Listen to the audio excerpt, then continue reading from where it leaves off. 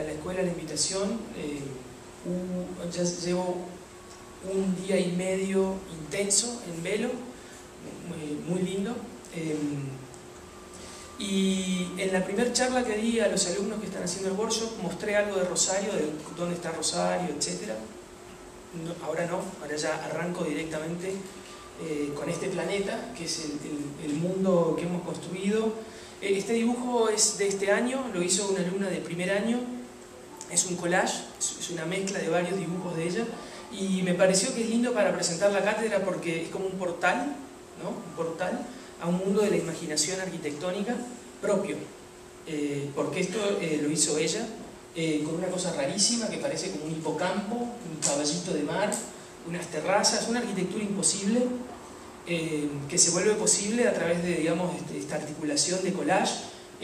Parece un espacio público porque parece un espacio exterior, tiene profundidad, hay un espacio extraño, pero que a su vez está protegido por este gran muro que imaginamos que continúa y que podríamos imaginar que es como un muro de defensa de la imaginación de este alumno ingresante.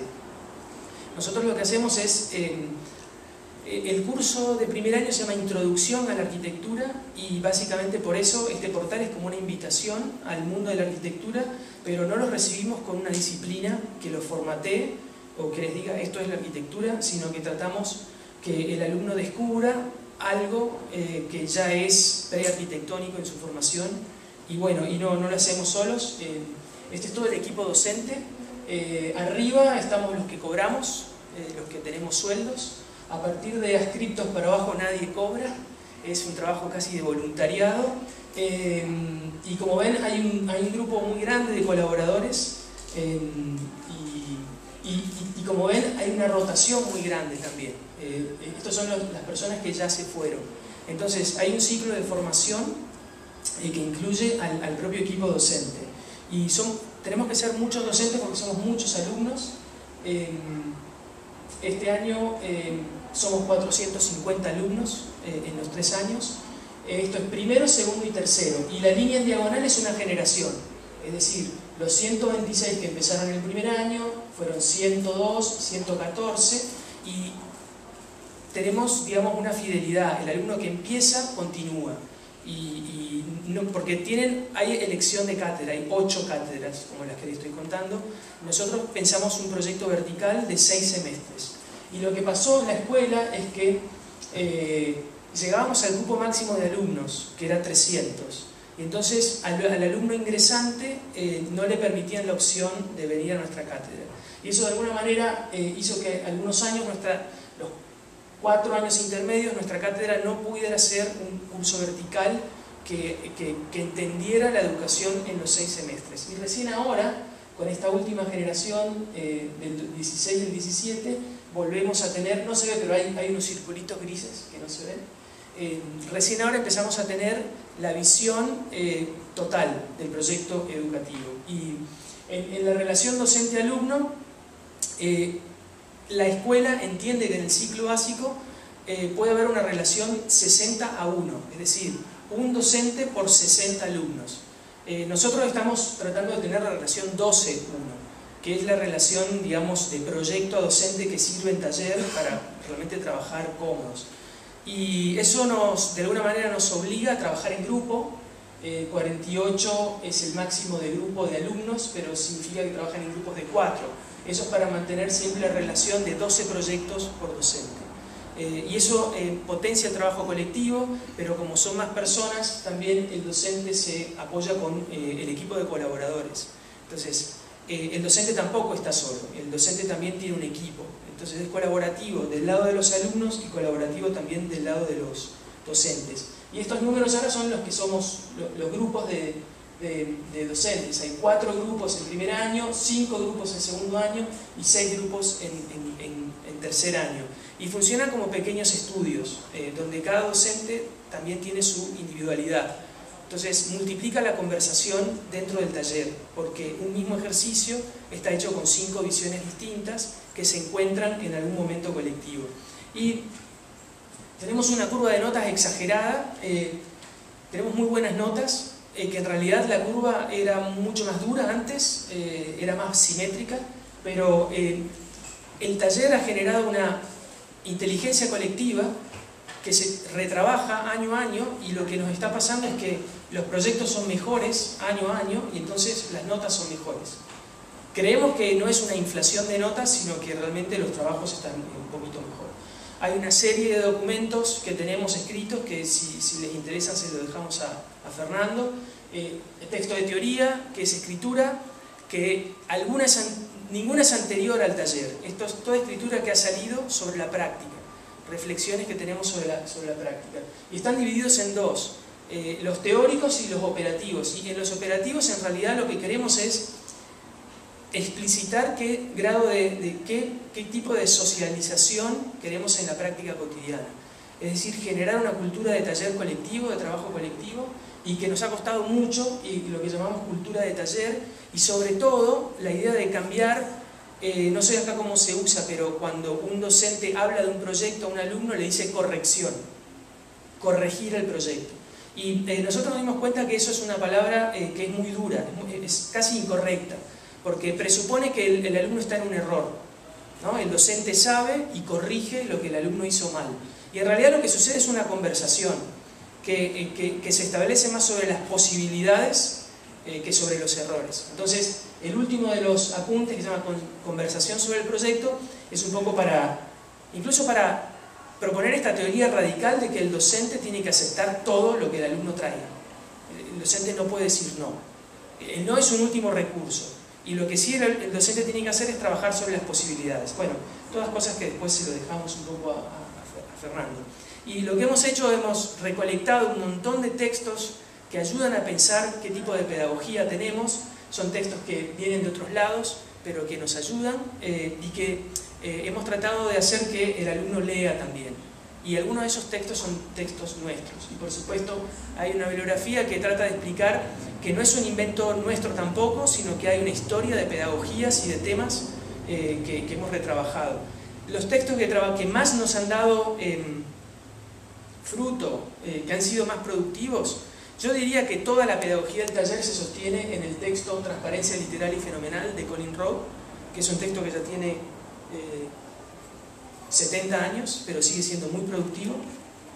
Y muchas de las cosas escritas por Venturi en Complejidad y Contradicción, sobre todo el capítulo 9 del interior y el exterior. Han sido textos muy productivos para estrategias de taller y de proyecto.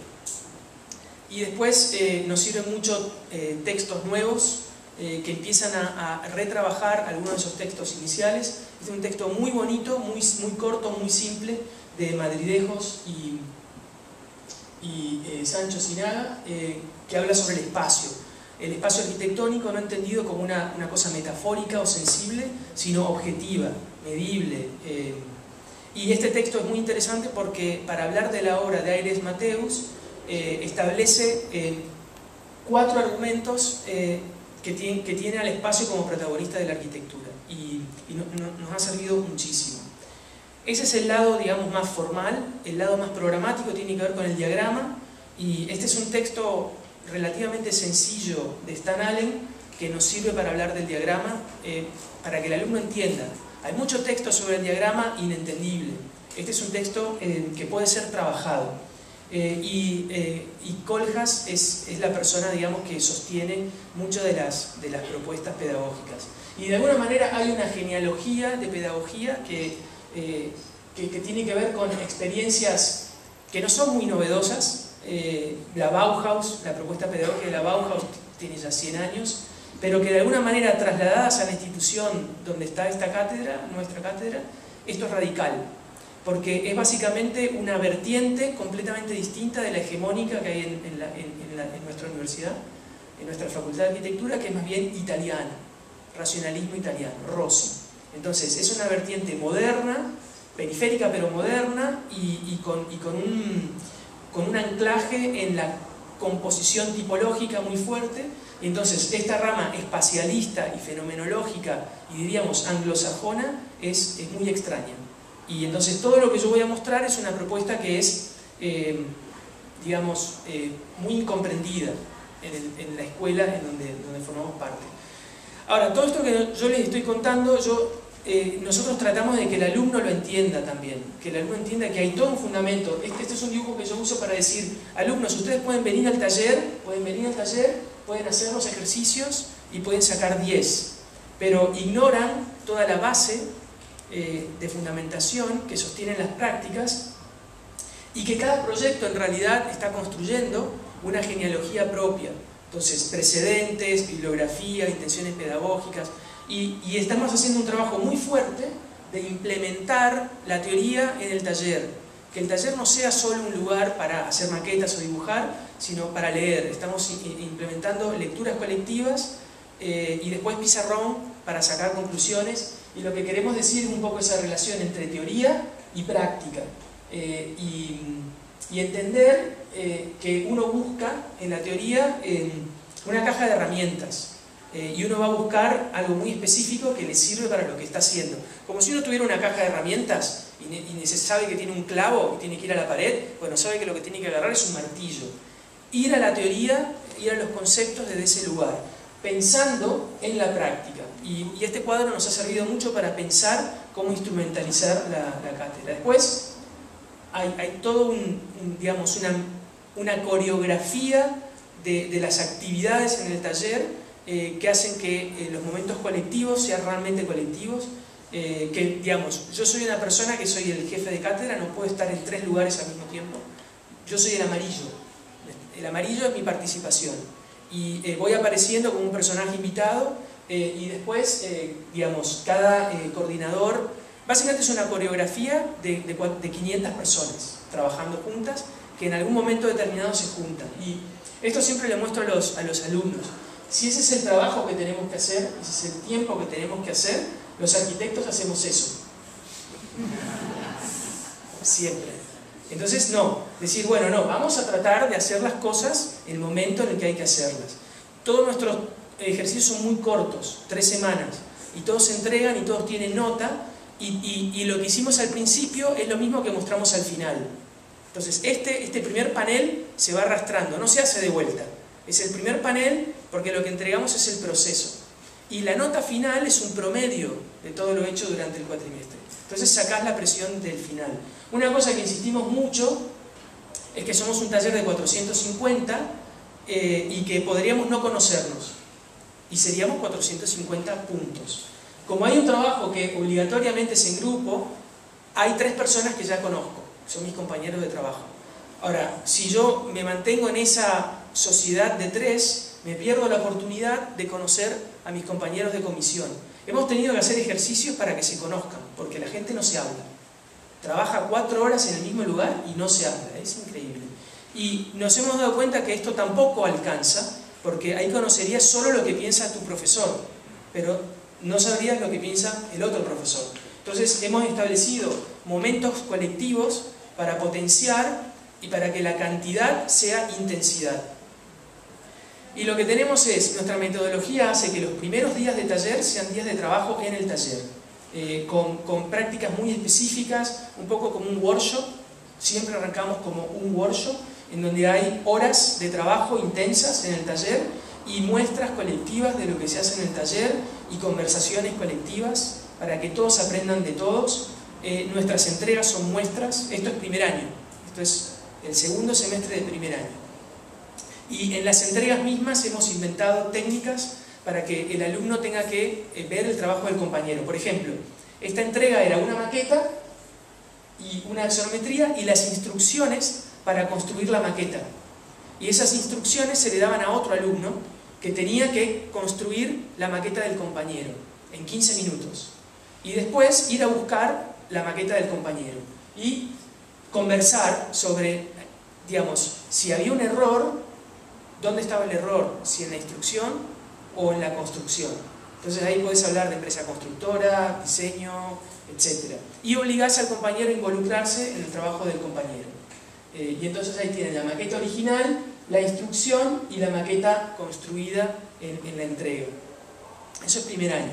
En segundo año empezamos con un proyecto de pliegue sobre un material dado y todo el trabajo sucede en el taller, corte y pliegue, y de repente parece un taller bueno, de corte y confección, no sé de qué, papeles, cintas, y esto es segundo año. Estas son fotos de inicio de este cuatrimestre. Ya en tercero, el trabajo de taller, se entiende que acá estamos dando mucha información de la metodología al alumno. ¿Qué hay que hacer? ¿Cómo? Después, cada alumno tiene su propia idea, ¿no? Pero los materiales son compartidos, las técnicas son compartidas, las instrucciones son bastante precisas.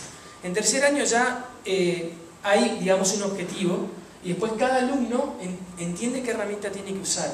Y lo que nos interesa mucho es esta hibridación. Hay computadora, hay maqueta, hay pliegue de papel, hay dibujo a mano, insistimos muchísimo en documentar a mano, pedimos una bitácora que es individual, para encontrar cuál es el aporte individual en lo colectivo, y después hay un ida y vuelta, un híbrido total entre lo hecho con la mano y lo trabajado en computadora. Y el docente, esas manos son del docente, el docente se sienta a hacer uno más de ese trabajo colectivo.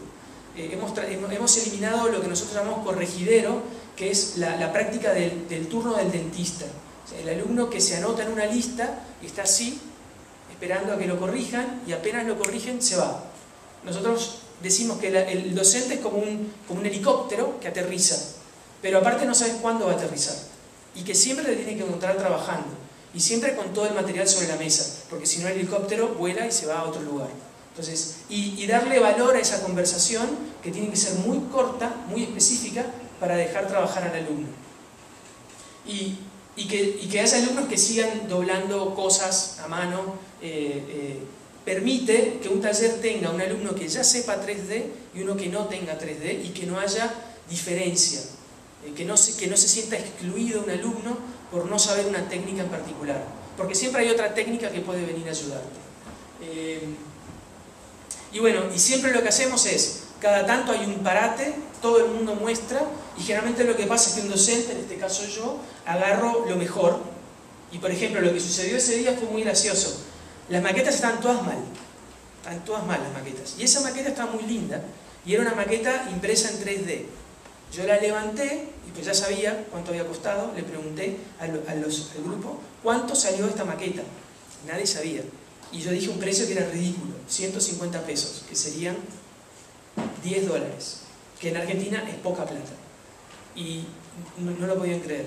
Y eso lo que hace es que eso colectiviza esa información, la socializa, y hace que al día siguiente estaban todos con las maquetas 3D, preguntándose entre ellos cuál era el lugar más barato, etc. Entonces, esa es la potencia de lo colectivo, y esa es la potencia de compartir la información, ¿no? Y somos muchos, y lo que sucedió a principio de este año es que hubo muchos paros, mucha huelga.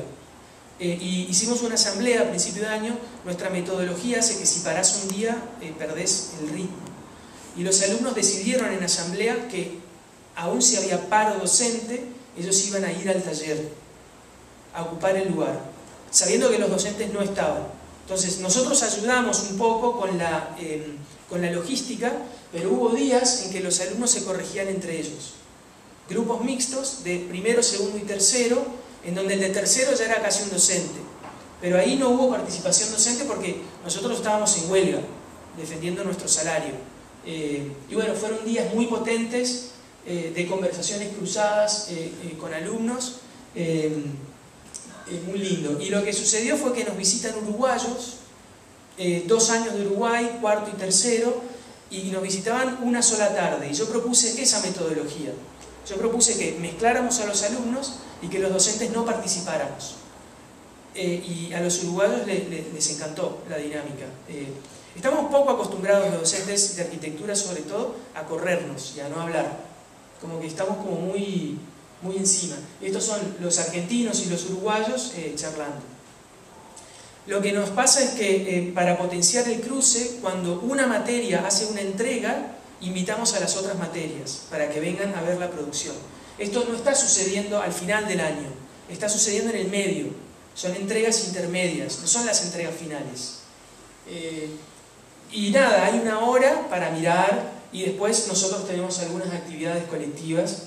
Y lo que les estoy mostrando ahora es una entrega que hicimos hace 2 semanas, o sea, a principio del cuatrimestre. Esta es la primera entrega del cuatrimestre, y hicimos que las entregas fueran verticales, o sea que le hiciéramos el mismo día las 3 materias. Y después le pedimos una consigna a los alumnos que era que buscaran en los proyectos de los otros años un proyecto que se pareciera o pudiera tener una influencia con lo que estaban haciendo ellos. Y lo tenían que dibujar, una axonometría o un croquis. Funcionó muy bien. Esto es primer año, maquetas, y esto es segundo año, no el mismo formato pero el mismo tamaño, y esto es tercer año. Y después lo que hicimos fue cruzar a los docentes. Entonces, los docentes de tercero van a primero y cruzamos incluso el equipo docente dentro del taller. Tenemos muy buenos docentes. Él es Manuel Cucurel, muy buen arquitecto de la ciudad de Rosario. Él es Franco Piccini, miembro del colectivo Arzubialde, y él es Rodolfo Corrente, uno de los docentes que tenemos. Y lo que hay, digamos, es escuchar esta palabra, es como si fuera un invitado, potenciar, digamos, incluso la palabra del equipo docente. Bueno, y nuestras entregas, sí invitamos a gente de afuera. En nuestras entregas, que son críticas, nosotros no participamos, participa el invitado, que es externo incluso a la facultad. Las notas van por otro carril. Esto es una conversación pública todavía sobre la potencialidad del proyecto, y esto implica que también incorpora a un alumno que tiene 6. Nosotros ponemos notas de 6 a 10. No se habla solo de los 10, sino que se habla también del 6. Todo el mundo recibe una crítica. Después recibirá la nota correspondiente, pero separamos evaluación de conversación. Y simplemente para pasar rápido algunas cuestiones metodológicas: contorno, fondo y figura. Así como hoy hablábamos de módulo y de lógicas matemáticas muy básicas, esto es lo que organiza un poco toda la enseñanza del taller. Por supuesto, complejizados, etc. Y entender que ese espacio intersticial puede ser formalizado. Y que lo que estamos trabajando son procesos de formalización que incluyen, digamos, entender que el vacío conformado es el espacio arquitectónico y que, que depende, por supuesto, de una sensibilidad, pero que no es oscura, es transmisible, es inteligente, es comunicable, y que hay precisiones proporcionales, matemáticas, que básicamente el espacio es un volumen y que puede ser trabajado con precisión. Y después tenemos 2 tipos de procedimiento. El primer cuatrimestre siempre trabajamos con diversidades que se organizan, y los segundos cuatrimestres trabajamos con unidades que se diferencian. Y entendemos que el alumno del primer año tiene simplemente que conocer algunos procedimientos y la teoría. No es necesario ni que la entienda ni que la opere, simplemente que la conozca. En segundo año ya pedimos que entienda, y que entienda el proyecto, y la nota se le pone al proyecto. Y después ya directamente le pedimos al alumno de tercero que entienda las consecuencias de la operación arquitectónica. Bueno, siempre pasamos de lo abstracto a lo específico, y hemos encontrado 2 técnicas muy buenas, muy potentes para pasar de lo abstracto a lo específico, que son el diagrama y el collage. Y los alumnos se quejaban. Nosotros hacemos encuestas, nos devuelven evaluaciones a nosotros, y decían: siempre hacemos lo mismo. O sea, había quedado de algo así como una inteligencia compartida de los alumnos de que nosotros nos repetíamos. Entonces yo hice este dibujito para explicar la espiral de conocimiento, que decir, bueno, sí, volvemos a hacer collage, pero volvemos en un lugar más amplio y con más control. Es decir, bueno, caminando damos siempre pasos, pero vamos avanzando. Y esto es algo que hemos tenido que hacer incluso para deconstruirnos nosotros mismos. Pensábamos que éramos una práctica formalista. Hay un componente moralista, digamos, sobre todo en escuelas muy profesionales como las nuestras, que decir formalismo es como una acusación, como un insulto. Ah, es un formalista. Y al principio nos gustaba, como para pelear, decir: sí, somos formalistas. Lo que pasa es que en realidad creemos que lo que estamos trabajando es un realismo. No es un realismo socialista a lo Stalin, sino un realismo a lo Bertolt Brecht, digamos.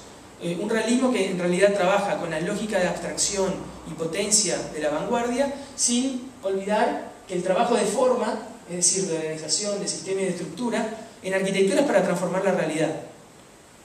Y entonces el diagrama y el collage El diagrama nos da potencia abstracta y el collage nos sirve para ensuciar la abstracción.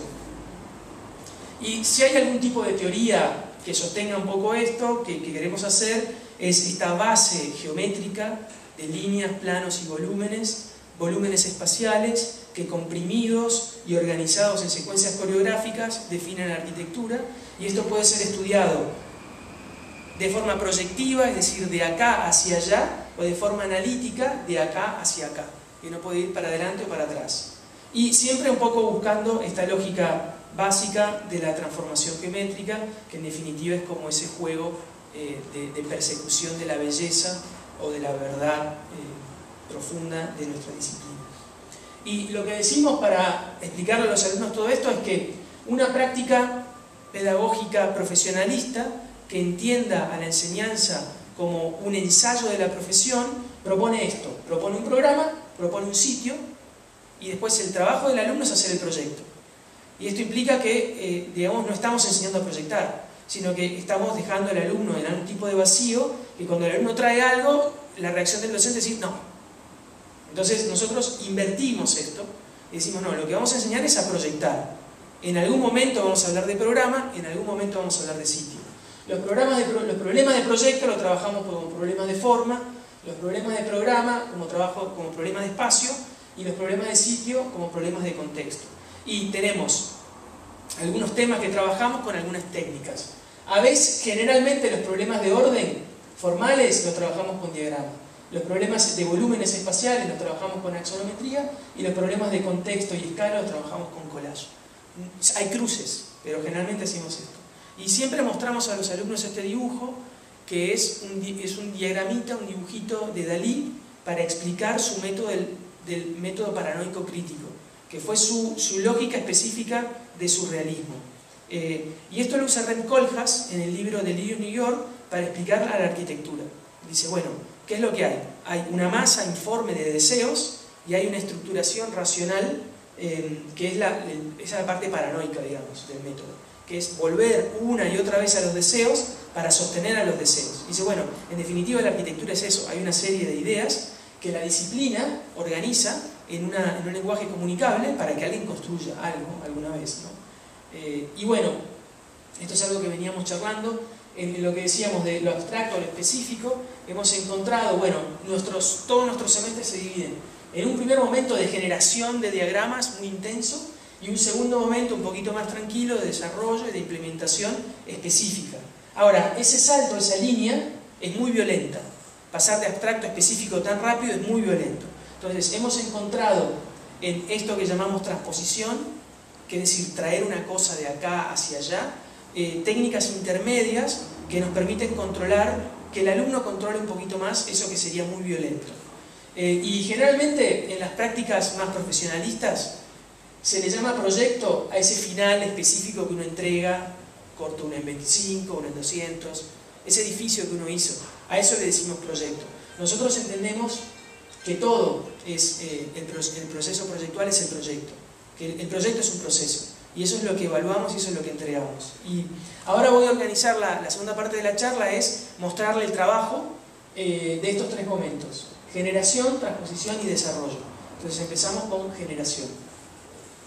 Arrancamos con preguntas, instrucciones muy específicas. Estas vienen de Sol Levitt, y siempre lo que hacemos es rápidamente pasar de traducciones. Entonces, de un dibujo bidimensional a una estructura tridimensional, que espacialice rápidamente esa lógica. Y preguntas de transposición muy inmediatas. Y lo que hemos hecho es que este dibujo se lo damos a otra persona. Este es un dibujo que se hizo en la primera semana de clases, el dibujo que por ahí arranca la carrera de un alumno, se lo sacamos de las manos y se lo damos a otro. Y esa otra persona tiene que construir una maqueta que trabaje las lógicas. Entonces, bueno, y es un problema. Decís, no le das una solución al alumno, le das un dilema. Y el alumno tiene que empezar a trabajar una lógica. Estos son trabajos de primer año. En realidad de las primeras semanas. Y lo que sucede es que este ya es un proyecto colectivo, porque son 3 personas que han trabajado. Alguien hizo el dibujo, alguien hizo la maqueta y alguien hizo los dibujos de la maqueta. Entonces, lo que hacemos es separar proyecto de autor. No hay una cuestión autobiográfica, sino que hay un problema, una serie de lógicas formales que tienen que ser comunicadas entre personas. Entonces ya empiezan a entender lógicas de relación formal, familias formales, si empezamos con triángulos, seguimos con triángulos, positivo, negativo, bueno, familias. Podemos empezar a trazar genealogías. Y es muy lindo ver cómo participa cada alumno en cada lugar y cómo trae su propia lógica formal. Entonces, y esto se habla ahí, entonces hay alguien que, por ejemplo, bueno, acá no se ve, pero hay alguien que contaminó un proyecto con color. Un proyecto que no tenía color, alguien trajo color. Y es muy linda la conversación que sucede. Y los dibujos son seriados porque siguen instrucciones. Y acá ya empezamos un poco a hablar de la potencia del corte de arquitectura. Son técnicas muy rápidas, muy simples. Esto es ya el segundo semestre del primer año, corte y pliegue. Tienen que cortar 5 veces y tienen que cortar 5 veces y plegar 5 veces. Eso es todo. Y rápidamente del pliegue sucede el volumen. Entonces, de estos pliegues, cada pliegue está hecho por 2 personas. Esta es la primera operación. La segunda operación es rápido, encontrar un volumen dentro de los pliegues. Entonces, de bidimensión a tridimensión, de positivo a negativo, de vacío a sólido. Y entonces el paso es este, ¿no? De pliegue a volumen. Y el volumen se tiene que encontrar y establecer una lógica de posición con respecto a dónde estaba. Y entonces, ¿cuáles son las técnicas que nos sirven más para la generación? El diagrama. Todo lo que le he mostrado hasta ahora son diagramas, solo que al alumno todavía no le dijimos que es un diagrama. Ya en tercer año ya pueden entender la potencia diagramática, y lo que hacíamos al principio era darle un dibujo y llamarlo eso diagrama, y de ese diagrama el alumno tiene que empezar a entender línea, plano y volumen, y las posibilidades de línea y plano y volumen dentro de esa lógica formal. Y empezar a entender la potencia de cada una de estas posibilidades. Entonces, de alguna manera el ciclo se repite. El alumno en el último semestre en realidad empieza con el mismo ejercicio que hizo en el primer día del ciclo, pero con muchas más herramientas para poder producir toda la documentación necesaria e incluso hibridar maquetas de cerámica con 3 dimensiones. Y nuevamente lo que hacemos es la potencia del número, aprovechar la potencia del número y colectivizar el resultado de las primeras 3 semanas de clase. Que la idea es que haya la mayor cantidad posible para potenciar la intensidad. La maqueta es una herramienta que nos sirve como generación. Entonces, hacemos muchas maquetas llamadas abstractas, que en realidad están trabajando sin representación de escala, es decir, son lo que son. No son representación en escala de otra cosa, sino que es eso. Entonces podemos hablar en forma abstracta de lo que está sucediendo ahí, con ese cartón o con esa lógica material. Y no es otra cosa, es eso. Y hay mucha potencia en eso, y lo hablábamos también en una conversación que tuvimos ayer. Esto de alguna manera es un trabajo real con el material. Y el material es lo que es y no es representación de otra cosa. Y también ayudamos a fotografiar a los alumnos. Entonces las primeras entregas ya vienen con la documentación fotográfica, y estos híbridos que saco yo son de las maquetas con la foto de maqueta, sacado en una entrega. Y si bien no tienen escala, tienen una potencia arquitectónica increíble, por eso son diagramas, porque son pura potencia, puede ser cualquier cosa. Y entonces nuevamente la colección colectiva involucra un poco más al taller, y la intensidad, la cantidad se convierte en intensidad. Y esto no sé por qué está acá. Maqueta. Acá la operación de corte y pliegue, la maqueta es la herramienta operativa. La maqueta es el pliegue, y es lo que es. Y después se dibuja. Y generalmente trabajamos así. Primero se hace la maqueta, y el dibujo es de la maqueta. De lo que se representa lo que se hizo con las manos. Lo que se hizo con las manos, acá literalmente cortar y plegar, es la maqueta, y después eso es lo que se dibuja. Y después, bueno, esta segunda operación de encontrar el volumen dentro del pliegue. Y entonces rápidamente hay una producción muy potente en el taller. En segundo año las operaciones son un poquito más complejas, las maquetas son un poquito más complejas, y ya no hay una maqueta anterior a un dibujo, sino que hay un ida y vuelta entre dibujo y maqueta que potencia tanto el dibujo como la maqueta. Y esto es una entrega de generación todavía sin escala. Nada de esto, digamos, todo esto es lo que es, digamos. Y el dibujo es, si es más chiquito, es 1 en 2, porque se hace la mitad del dibujo de la maqueta, y a veces se hace 1 en 1. Entonces, esa es la escala.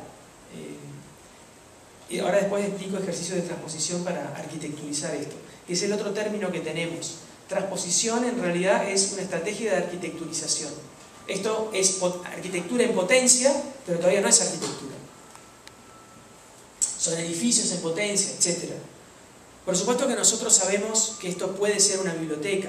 Entonces el docente sabe, digamos, a qué hay que llegar, y tampoco lo comunica tanto al alumno, porque si al alumno no le dice vamos a hacer una biblioteca de 1000 metros cuadrados, que tiene que tener baño, que tiene que tener ascensores, no hace esto nunca. Entonces le sacamos la presión de la arquitectura en los primeros meses para que el alumno pueda llegar a la arquitectura con un proyecto, que ya tenga un proyecto, que después haya que arquitecturizar. Y bueno, nuevamente colectivo, etc.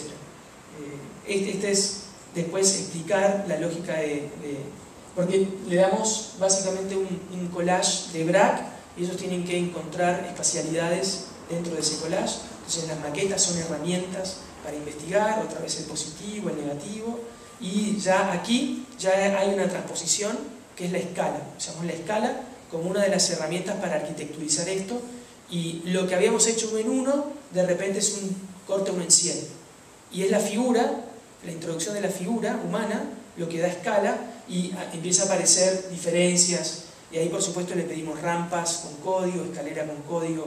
La complejidad arquitectónica va entrando de a poco.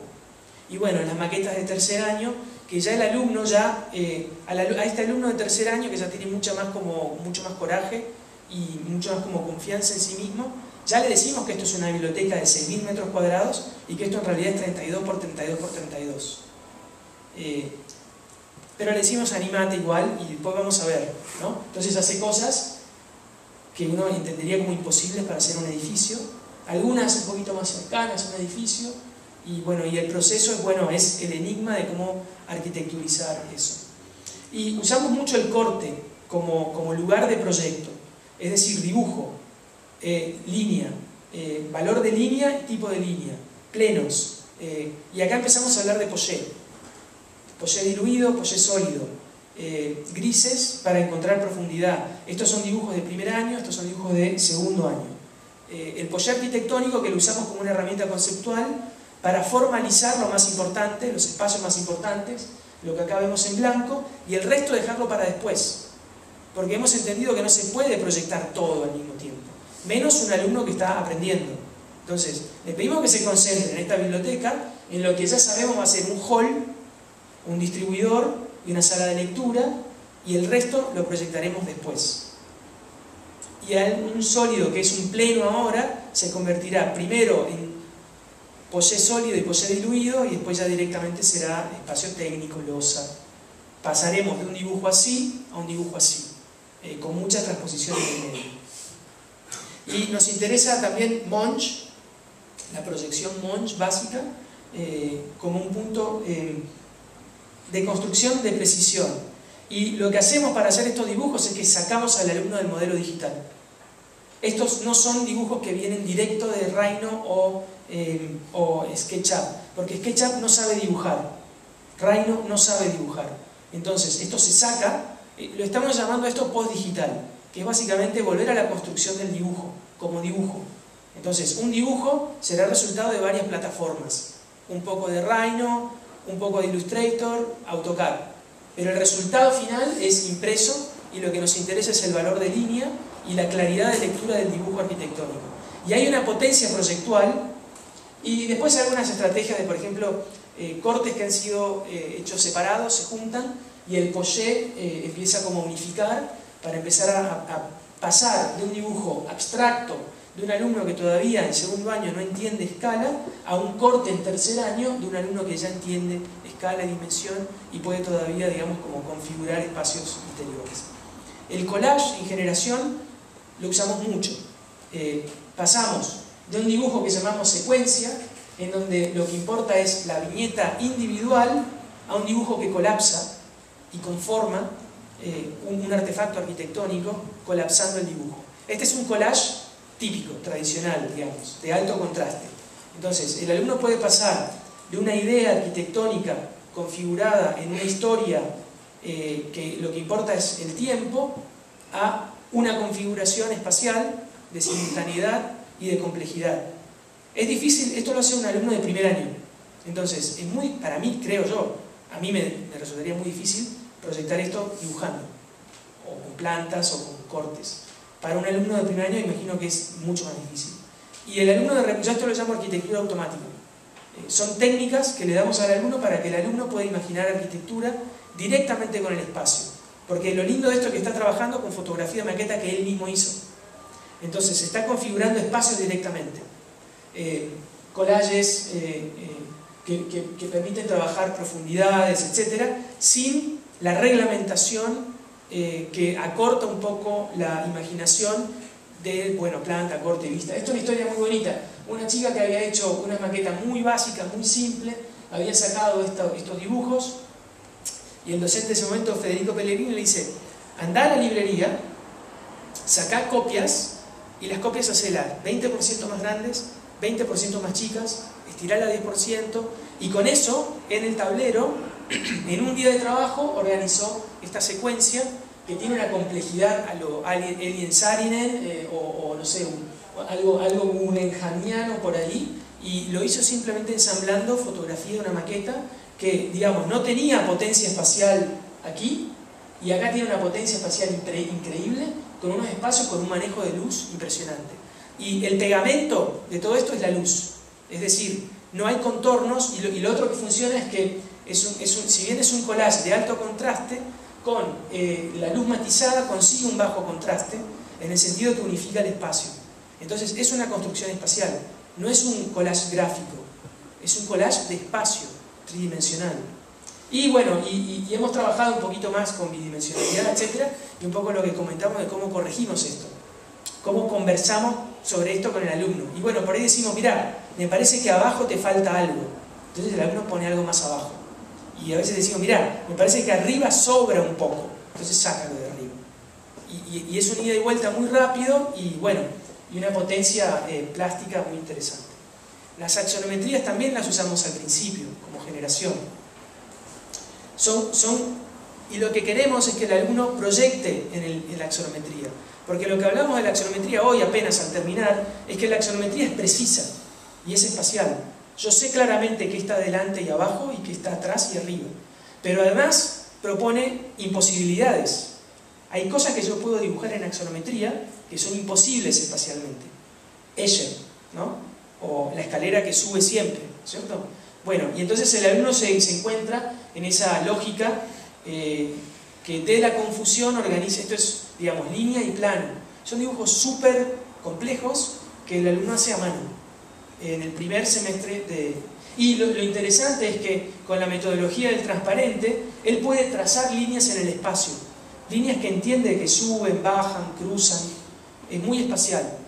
Para después controlar matemáticamente, geométricamente, las construcciones. Y lo lindo es este dibujo sucio que estamos tratando de recuperar. Estos son dibujos que los alumnos no quieren mostrar. Que me dicen: profe, ¿en serio este es el mejor dibujo? Que son los dibujos de dudas, de construcción. Este es un dibujo muy chiquitito que el alumno casi ni mostraba, y ayuda a construir, sí, dibujos más precisos, pero tienen algo de riqueza de construcción. Y estamos incluyendo color, bueno, locuras, acá están todas las líneas en transparente, y hay construcciones más normales y lógicas que, usando la axonometría, incluso llegan al límite de lo bidimensional, porque yo podía pensar que esto es un dibujo que no está yendo atrás en el espacio. Y luego las axonometrías de pantalla, que complejizan un poco más, este segundo año, interesan sobre todo cuando vuelven a la potencia del dibujo. Es decir, el alumno hizo una maqueta, que es eso que está ahí, pero la axonometría, que es un dibujo de eso, le devuelve otra cosa. Por ejemplo, una lógica bidimensional o de engrosamiento de material que tal vez en la maqueta no pudo ver. o incluso una lectura que bidimensionaliza o complejiza espacialmente lo que en la maqueta ya está organizado, como sólido, vacío. Porque recuerdo que esto es siempre contorno, fondo y figura. Y la fluctuación, la transparencia formal que estamos buscando es esa fluctuación de fondo y figura y complejidad de lectura. Y bueno, axonometría que acompaña el proceso y axonometrías intermedias, esto también es primer año. Y el alumno, como tiene un entrenamiento en axonometría en el primer semestre, puede dibujar a mano curvas en axonometría con transparencia. Bueno, y en segundo año ya la axonometría en realidad es resultado de un modelo digital. La complejidad de armado está en el modelo, pero después la axonometría está tratada como dibujo. Entonces valor de línea, nuevamente esto se saca del render de 3 dimensiones y se trabaja como dibujo. Porque hay una potencia en el dibujo y en la post-edición que no está en la construcción de la maqueta. El alumno pierde mucho tiempo en el modelo digital. Mucho tiempo. Y creer que el proyecto es el modelo es el peor error que puede cometer un alumno. Y bueno, y atrasa muchísimo todo. Rápidamente le quiero mostrar el momento intermedio de transposición. Es decir, vamos a pasar de esa cosa abstracta acercándonos lentamente a la arquitectura. Transposición. Secuencia, esto es donde empieza lo que yo llamo arquitectura automática. El alumno de esas axonometrías muy abstractas hace maquetas grandes. Lo único que le pedimos es hacerlas grandes. Y le pedimos que sean combinables, 5 piezas combinables. Y le pedimos también que sean fotografiables, es decir, que uno pueda entrar con una cámara digital a entrar en un espacio interior. Saca esa fotografía, la post-edita y es la figura humana la que empieza a ocupar ese espacio. Entonces, esa es la transposición que conseguimos en secuencia. Y entonces, por ejemplo, de un material recibido hace espacios que fotografía y que después habita. Y es el habitante el que le da la escala.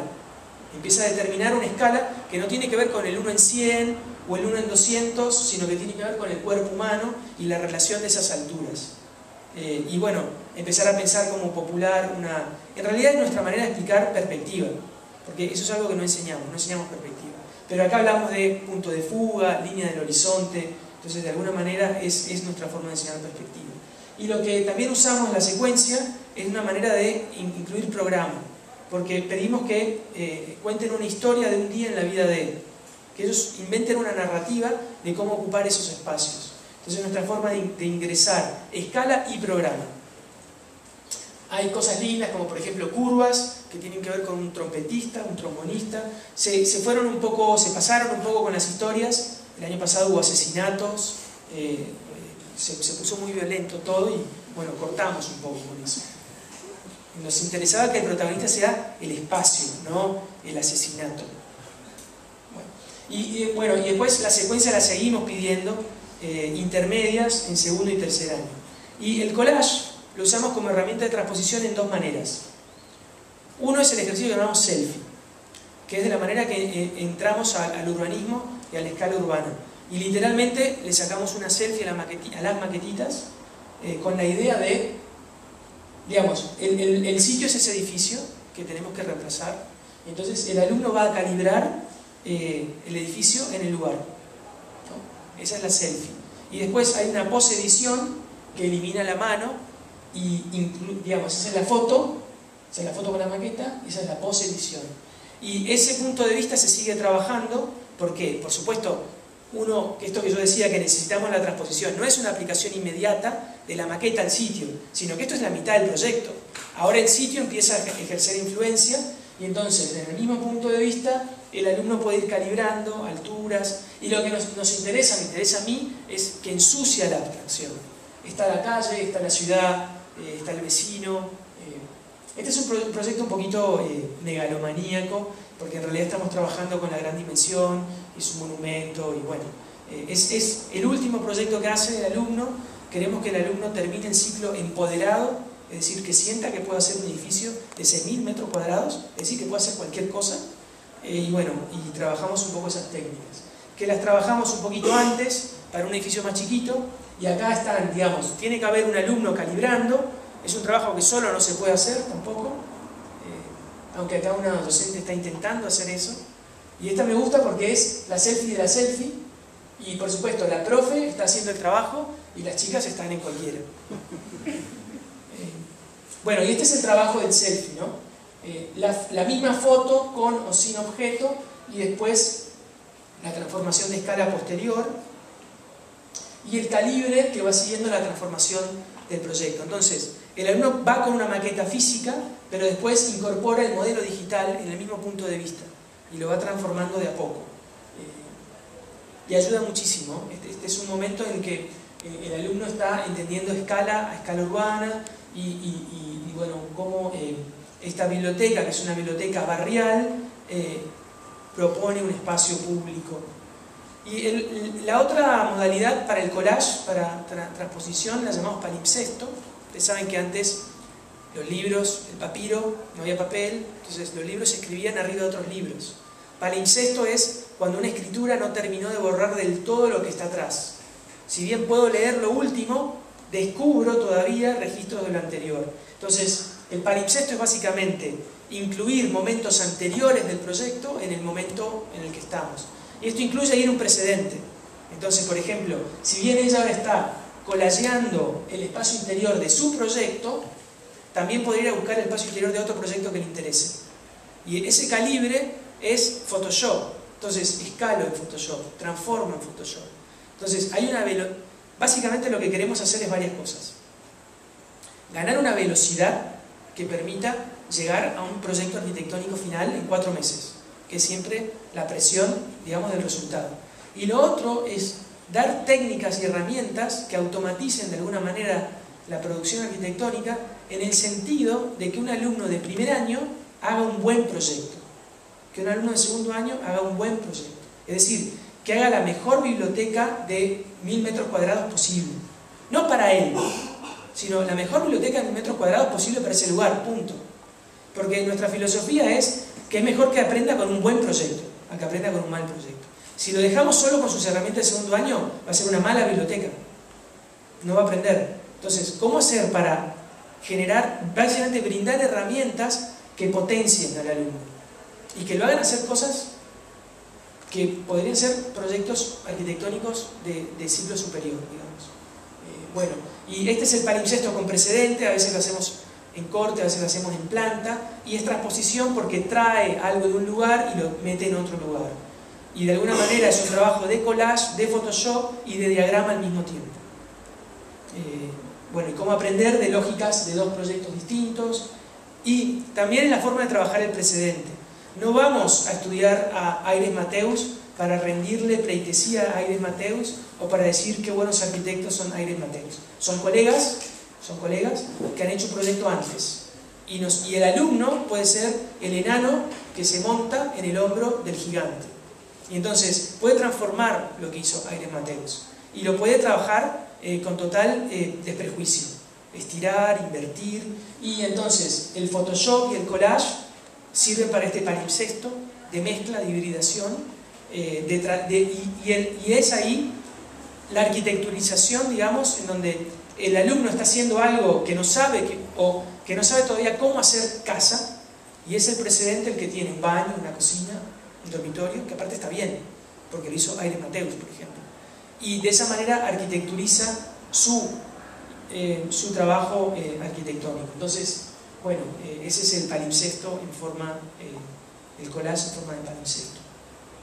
Y usamos mucho el diagrama como herramienta de transposición, porque, por ejemplo, de pantalla hay que pasar a pabellón y de pabellón a vivienda. Entonces, son las lógicas diagramáticas las que permiten que el alumno vaya pensando en forma abstracta lo que es específico para poder pasar nuevamente a otro específico. Porque básicamente en ese paso de la abstracción a lo específico hay varios saltos de lo específico a lo abstracto, de lo específico a lo abstracto. Son idas y vueltas. Entonces, el estudio de las lógicas de un módulo de pantalla funciona como lleno y vacío para una posible vivienda. Y este sería como el diagrama BIC, Bjarke Ingels, el dibujo de cómic que explica sencillamente lo que fue complicado para venderle a un cliente, qué genios que somos los arquitectos, o para explicar operaciones muy simples formales, rotar y extruir. Entonces, el diagrama no está solo al principio, nos acompaña en todo el proceso. Y este es uno muy lindo que hemos adoptado del cine, que es el storyboard, que es básicamente cuando el director contrata a un ilustrador para que les haga como los dibujitos de las escenas. Y lo lindo del storyboard es que lo cuelgan en una pared y van moviendo cosas. Todavía no llegamos a eso, lo que le pedimos al alumno es que haga un dibujo por día, que haga muchos dibujos, pero que después seleccione un dibujo por día y que después los organice en esta lógica seriada, que es algo así como un cómic, una historia en cómic del proceso proyectual. Y eso es individual. Entonces nos permite descubrir la individualidad dentro del colectivo, y hay dibujos muy lindos, incluyen los caminos cerrados, ¿no? Por donde no se debió haber ido. Cada alumno tiene un poco la libertad para producir los dibujos.